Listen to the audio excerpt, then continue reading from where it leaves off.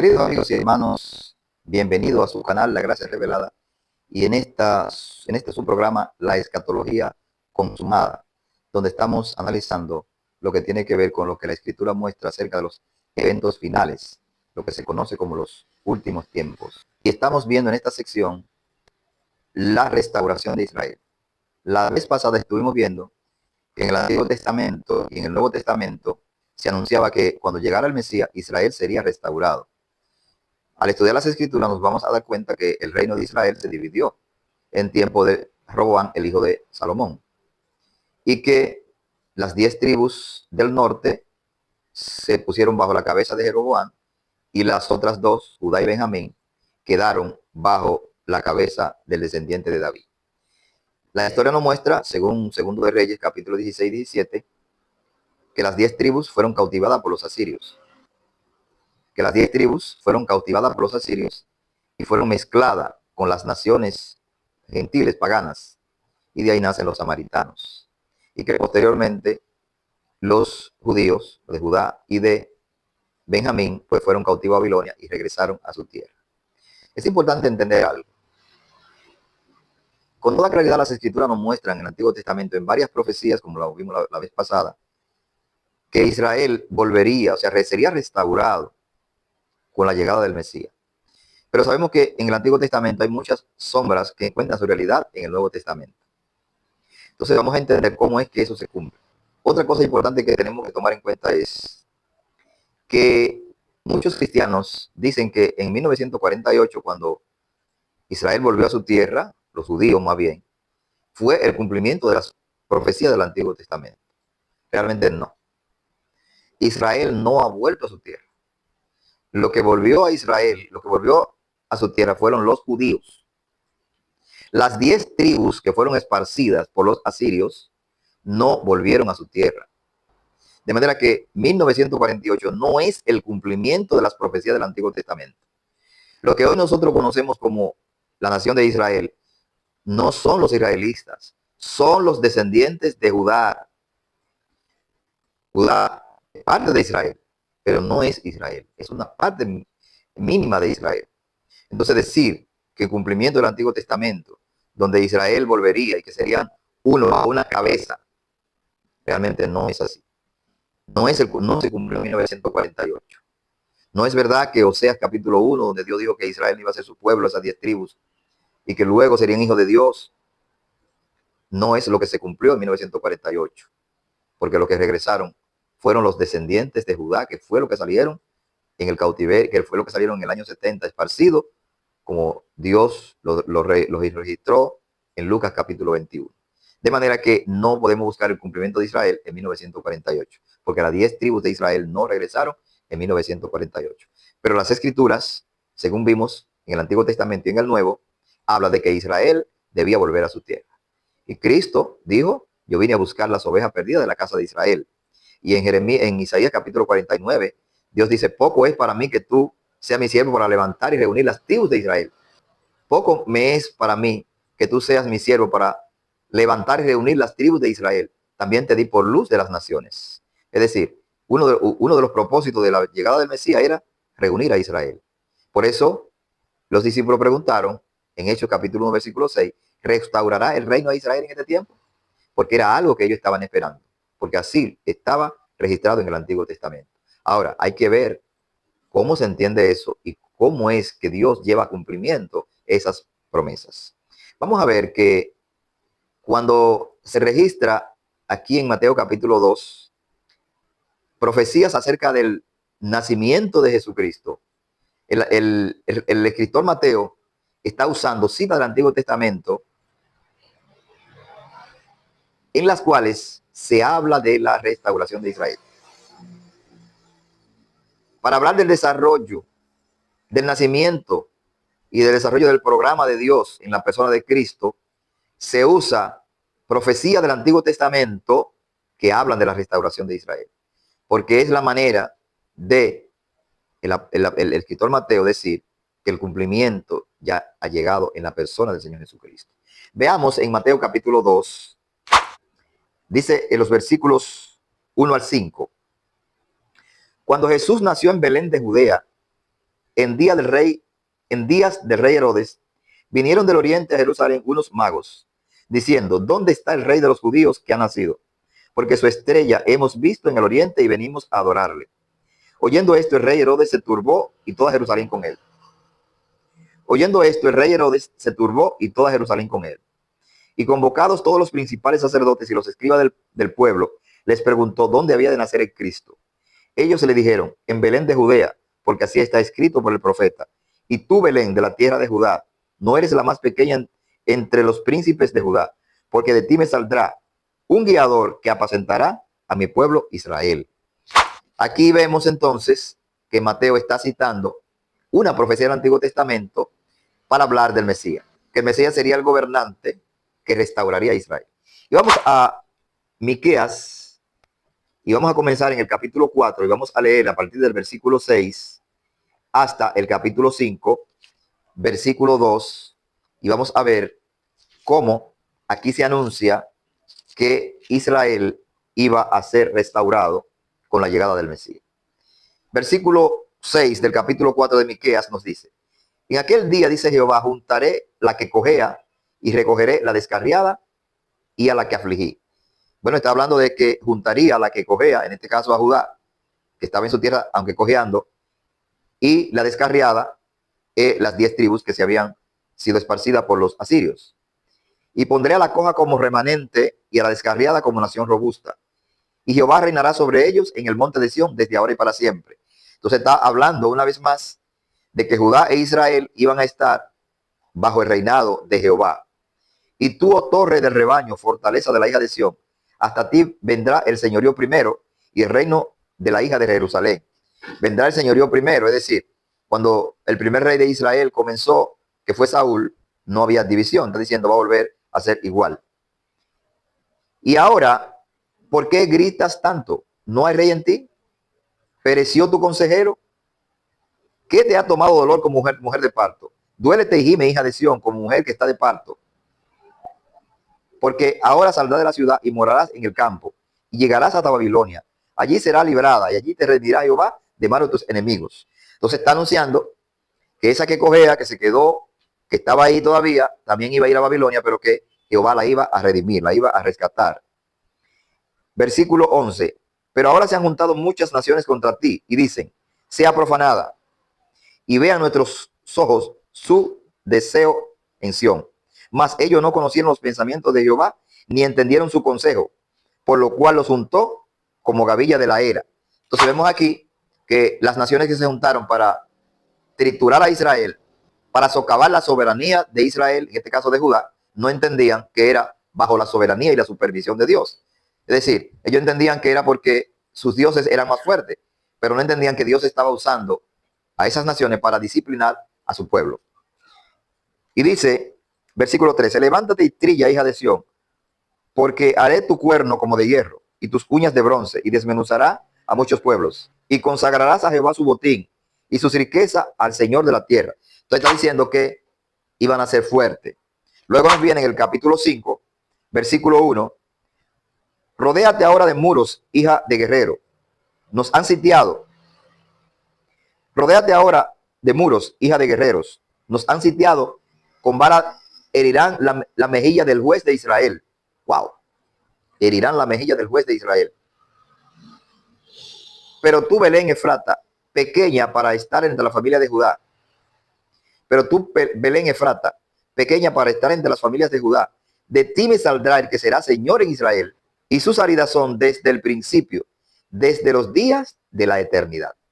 Entonces aquí estamos viendo el cumplimiento o la profecía que Mateo entonces nos dice en el capítulo 2 que se estaba cumpliendo.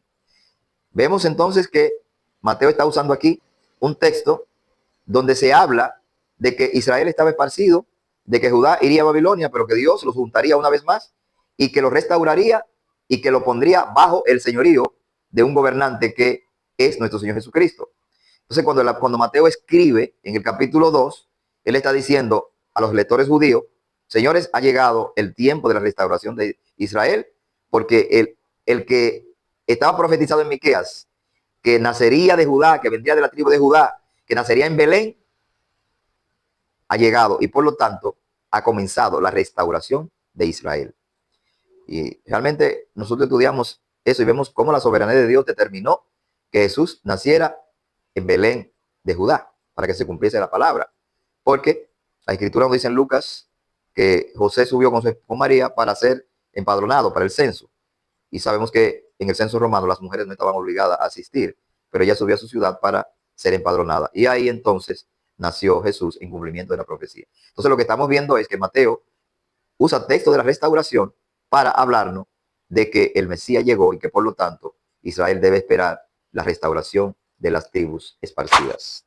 Sigamos en el capítulo 2 del Evangelio según San Mateo, viendo cómo el escritor Mateo, el discípulo, el apóstol, nos habla de la llegada del Mesías como el cumplimiento de las profecías que hablan de la restauración de Israel. Nos vamos ahora al versículo 13, donde nos dice hasta el versículo 15, después que partieron ellos, he aquí un ángel del Señor apareció en sueños a José y le dijo, levántate y toma al niño y a su madre y huye a Egipto y permanece allá hasta que yo te diga, porque acontecerá que Herodes buscará al niño para matarlo. Y él despertando tomó de noche al niño y a su madre y se fue a Egipto. Estuvo allá hasta la muerte de Herodes, para que se cumpliese lo dicho por el Señor por medio del profeta cuando dijo, de Egipto llamé a mi hijo. Una vez más, en el eventos que rodean el nacimiento del Señor Jesucristo, son usados citando profecías del Antiguo Testamento que hablan de la restauración de Israel. Aquí la huida a Egipto tiene que ver con una profecía que nosotros vamos a ver ahora en Oseas capítulo 11, de Egipto llamé a mi hijo. Vamos a Oseas capítulo 11 y vamos a ver cómo el apóstol hace eco de esta profecía para hablar de que ha llegado el cumplimiento de los tiempos. Leemos a partir del versículo 1 del capítulo 11 de Oseas. Cuando Israel era muchacho, yo lo amé y de Egipto llamé a mi hijo. Está hablando, es importante entender que aquí está hablando de cuando Israel estaba esclavo en Egipto. Dice, de allá lo llamé yo. Entonces, Mateo, claro, lo aplica a Jesucristo porque él es el verdadero israelita, para decir que el representante de Israel ha llegado. Seguimos leyendo. En el versículo 2 nos dice, cuanto más yo los llamaba, tanto más se alejaban de mí, a los Baales, sacrificaban a los ídolos y ofrecían saumerio. Yo con todo eso enseñaba a andar al mismo Efraín, tomándolo de los brazos, y no conoció que yo le cuidaba. Con cuerdas humanas los traje, con cuerdas de amor, y fui para ellos como los que alzan el yugo de sobre su cerviz, y puse delante de ellos la comida. No volverá a tierra de Egipto, sino que el asirio mismo será su rey, porque no se quisieron convertir. Entonces aquí en el versículo 5 dice que él lo liberó, le dio comida en el desierto, y ahora dice, no volverán a Egipto, sino que el asirio ahora es que los va a cautivar. Es decir, está hablando de las tribus que serían dominadas por los asirios. Entonces dice en el versículo 6, caerá espada sobre sus ciudades y consumirá sus aldeas, las consumirá a causa de sus propios consejos. Entendando mi pueblo está adherido a la rebelión contra mí. Aunque me llaman el Altísimo, ninguno absolutamente me quiere enaltecer. ¿Cómo podré abandonarte, oh Efraín? ¿Te entregaré yo, Israel? ¿Cómo podré yo hacerte como Admá o ponerte como Seboín? Mi corazón se conmueve dentro de mí y se inflama toda mi compasión. No ejecutaré el ardor de mi ira, ni volveré a destruir a Efraín, porque Dios soy y no hombre, el santo en medio de ti, y no entraré en la ciudad. En pos de Jehová caminarán, él rugirá como león, rugirá, y los hijos vendrán temblando del occidente. Como ave acudirán velozmente de Egipto y de la tierra de Asiria. Como paloma los haré habitar en sus casas, dice Jehová. Me rodeó Efraín de mentira y la casa de Israel de engaño. Me rodeó Efraín de mentira y la casa de Israel de engaño. Judá aún gobierna con Dios y es fiel con los santos. Entonces está hablando de Judá, gobernaba con Dios porque todavía estaba en su tierra. Pero dice aquí que volvería a traer a los cautivos, a los esparcidos. Lo que Dios le está diciendo a través del profeta es, mire, cuando Israel era muchacho, yo lo llamé de Egipto, yo lo saqué. de brazo, con brazo extendido, con brazo fuerte, de un yugo fuerte que estaba sobre ellos. Y le puse la comida delante, lo liberé, le di paz. Pues voy a hacer lo mismo ahora. Voy a rescatar a mi pueblo que está esparcido.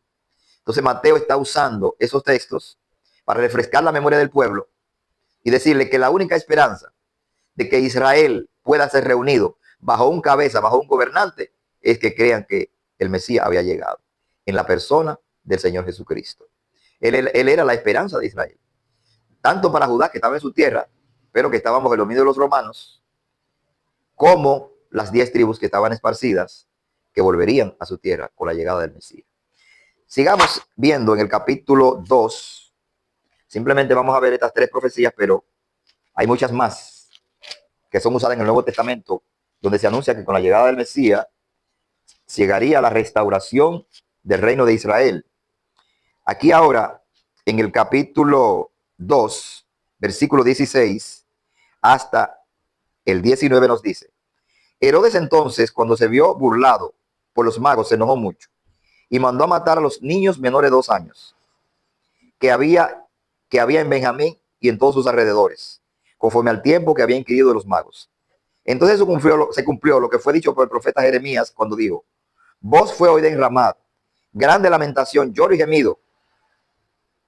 Voz fue oída en Ramá, grande lamentación, lloro y gemido. Raquel que llora a sus hijos y no quiso ser consolada porque perecieron. Pero después de muerto Herodes, he aquí un ángel del Señor apareció en sueño a José en Egipto.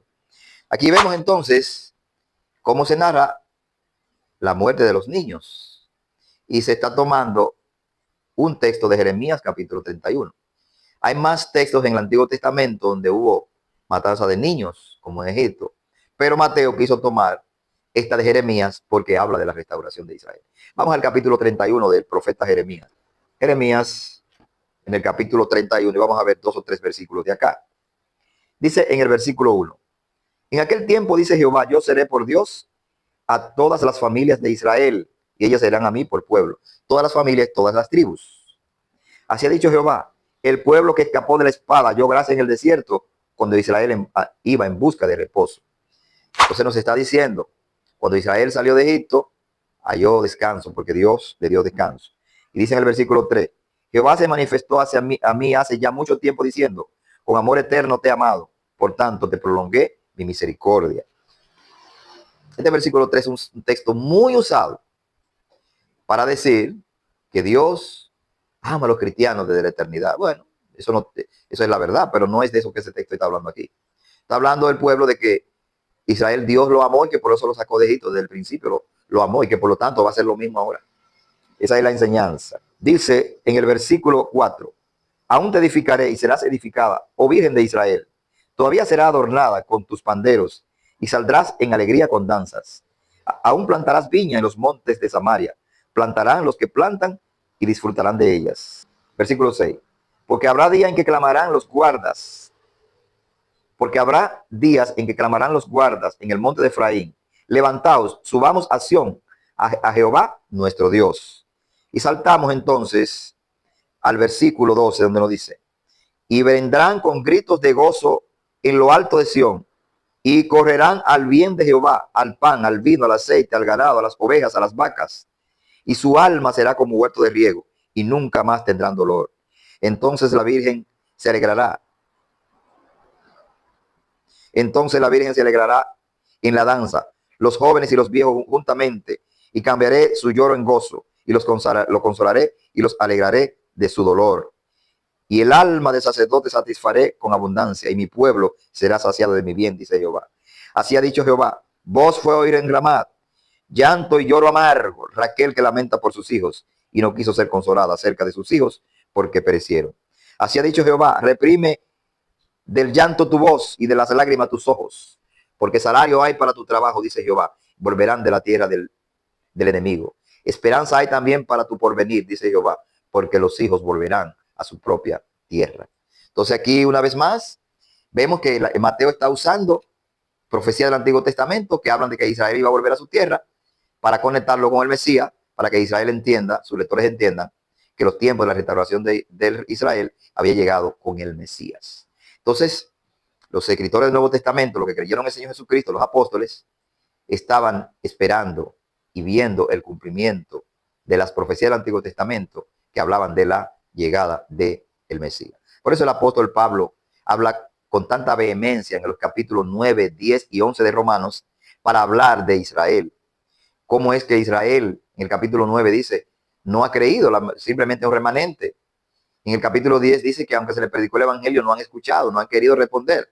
Entonces en el 11 él dice que hay un endurecimiento parcial. Es decir, parcial significa en una parte de Israel.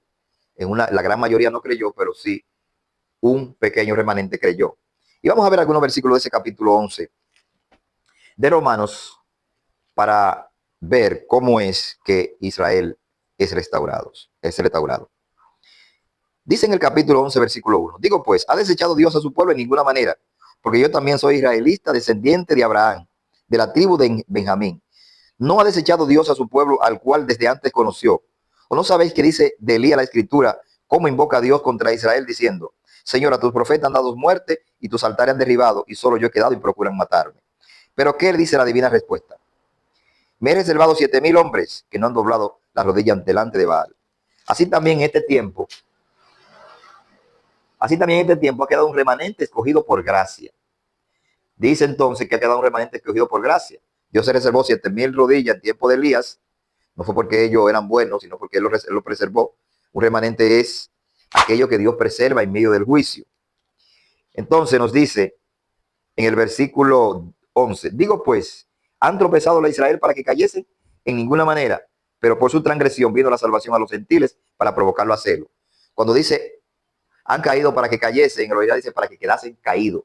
Entonces dice que con la caída de ellos vino la restauración o la salvación de los gentiles para provocarlos a celo, pero que luego con la restauración de Israel sería una bendición más grande también para los gentiles, porque al ver que Dios le cumplió a Israel, ellos creerían mucho más en Dios, que es el verdadero Dios. Entonces, dice en el 13 o en el 12, y si su transgresión es la riqueza del mundo y su defección la riqueza de los gentiles, cuanto más su plena restauración. O sea, la restauración de Israel es bendición para los gentiles también.